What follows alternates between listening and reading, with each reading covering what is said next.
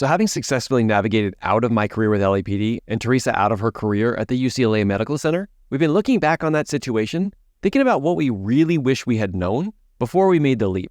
Now, I really wish we had done this when Teresa first left her job, because there was a lot of things that I could have learned that would have helped speed up the process and help me have less stress while I was leaving my career. And that's what we really want to make sure we share with you, so you don't have to go through the pain and struggle of figuring these things out on your own, because I really wish we had a video like this back then. Now, looking back, we rushed through things, we tried to throw things on the wall to see what was going to stick, and we really didn't have a solid plan because we really didn't know any of these things that we're going to talk about today even existed. So whether you're looking to start a business so you can leave your career, or you're looking to scale your business so you can separate from your job full time, we want to share the 10 things that we wish we knew, because this would have made it as seamless and quick as possible. So make sure you stick around to the end so you can hear all 10 of these pieces and how they work together, because even not knowing one of these could actually slow down your progress and create more stress. And that's something we definitely don't want for you. Develop a structure for your day. Usually when we're working full-time, we have some type of structure. But when you start working for yourself, you don't really think about how your day is going to be, how it's going to be scheduled. I mean, part of the reason why you leave your full-time job is because you want to have some type of freedom. But if you want to make the best out of your days and stay focused, you need to have some type of structure. Number 2 is try to solve problems in advance. Like Teresa was talking about, when you jump into working as a full-time entrepreneur or business owner, you don't realize what the structure of your day is going to look like. Sometimes it just feels like we're going to have all the time in the world. And even though I do love that heart voice, we also have to bring it back down to reality. And that's thinking about potential problems that could come up in the interim so that you can solve them in advance. What's going to happen if there's an emergency? What happens if you get sick? How are other areas of your life going to be affected? And any other thing that could come up that could potentially get you off course. Now, I had an opportunity to actually practice this. I had a month vacation before I actually left my career. So I set it up as if I was a full-time business owner for that month. And the aha moments that I had and the adjustments that I could make so that when it did happen, it wasn't so stressful was a game changer. So that's why step number 2 is solve for problems in advance.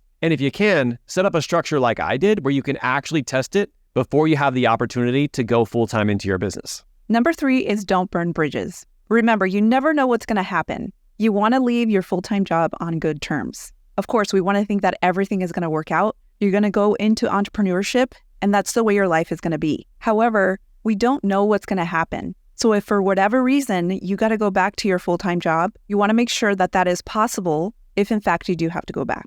And another note on this, your former coworkers could be potential clients in the future, or you can come in as a consultant. There are so many possibilities. Just keep the doors open. Now, the next thing is more of a statement, but I want you to have this eye-opening experience right now. And that is, don't quit your job just so you can start a business that actually turns into another job that you hate more. Here's the thing. Sometimes we all want an exit strategy and we want to get there as soon as possible. But by leaning into things that we don't have passion for or that we don't enjoy at least somewhat is going to have us exchanging one dislike for another. Instead, make sure you're actually setting yourself up for success here. Now, I'm not saying you have to love everything in business. Trust me, I don't. But you have to have some kind of passion or purpose that allows you to get through not just the great days, but the hard days too. Yes, I remember it was my goal to do whatever I could to leave my career, but also I didn't want to leave something and find something new that I would dislike just as much or even more. So make sure you challenge yourself with this question. Number 5 is money scarcity.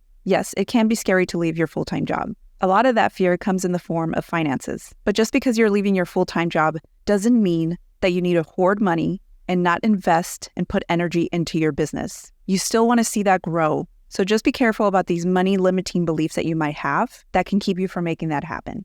And like they say, scared money don't make money, which is why number 6, we're going to dive a little bit deeper into your finances. Yes, you want to remove some of the novelties maybe you've been plugging into and build up some savings so that you have a little bit of a security blanket. But you also have to think about things that maybe you didn't even think about. Things like medical insurance, life insurance, dental insurance. That's why it's critical to connect with a financial planner to help you find out maybe some of those nuances that you didn't even think about before you decided to leave your job. Now, finances can be a point of contention, not only for you leaving your career, but you can also take that energy into other areas of your life. Just be cautious, like Teresa said, for any money-limiting beliefs that could come up that could potentially self-sabotage you in the process. Pulling money out of your growth, pulling money out of your business, and not think about some of those necessities that might be added when you leave your full-time job is a recipe for disaster. So be sure and get some financial planning help, because it will give you the peace of mind to know that once you do leave, that you are going to be financially secure. Number 7 is processing emotions. Your reason for leaving your full-time job may be because you're just not happy. Maybe you don't like your boss or your coworkers or your environment. And then we think that if we leave and go on to something else or start our own business, those feelings are going to change. However, this isn't always the case. Sometimes we'll actually bring those emotions from one situation and bring it on to the next because we actually haven't processed those emotions. So make sure you talk to a coach so that you can actually process those emotions and not bring it into your business. Now, step number 8 is no second guessing or using shame, guilt, or humiliation if you find out new information later. Here's the thing. We make decisions based off of the information we have right now. If some type of decision that you make, whether it's in your business or your career, ends up not being the right move for you to take, one of the things you can't do is you can't beat yourself up because you just made the decision with the information that you had at that moment. Getting new information and then going back and thinking about how you would do it differently is not helpful at all. Remember, you have to have your own back in this situation. Instead, realize that you can make a new decision, make any adjustments you need to, but also be proud of yourself for making that decision in the first place. Because so many people just think about it and never take any action. But that's not you. You stepped into it, and it's time to be proud of yourself. Number 9 is planning. Bring other people into this, whether it's your significant other, family, friends. We're all going to need some type of help. And getting other people involved and in the planning process can make it so much easier for yourself. Maybe you're going to need someone to watch the kids. Maybe you're going to need some help with decision making. Whatever that may be, make sure you sit down and make a plan for it. And not just with yourself, but with others too. And number 10 is find your squad. This could be a group of people who are also working their way out of their career, but it should also include people who've been able to successfully navigate this in the past. Now, when I say find your squad, I don't mean just finding your yes squad, the one that's not going to challenge you. I'm talking about the people who are willing to push you so you can become the best version of yourself. These people are actually kind of rare. A lot of people will back off in the situation, but remember, if you truly want to leave your job and the other person knows that because they know what it's like on the other side, they're going to push you a little bit harder than you typically would push yourself. And it's going to get you to raise your standards, which is going to make this all possible for you. So if there's one tip that is the most powerful one of all, it's this one. And that's lean into your squad, the group that's going to push you to grow, and especially make sure some of those people have gone through that process themselves, because like they say, success leaves clues. Now you might get to this point and wonder, well, how can I find a group or a squad like that? Don't worry, because we got you covered. We actually created what's called the Inner Circle on our Modern Leadership YouTube channel. It's for people who are trying to leave their 9-to-5, but they want the skills, the tactics, and the mindset in order to make this possible for them. We actually have a free app to not only help you network with other people in the community,